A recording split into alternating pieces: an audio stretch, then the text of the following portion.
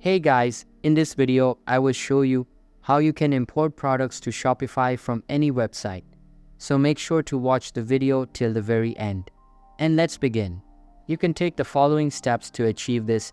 First of all, from your Shopify admin, go to Products. Now click on Import.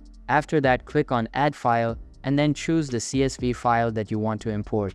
Now this is optional if you want to publish new products only to your online store instead of all of your sales channels. Then deselect Publish New Products to all sales channels to change the URLs by overriding the values for the existing handles.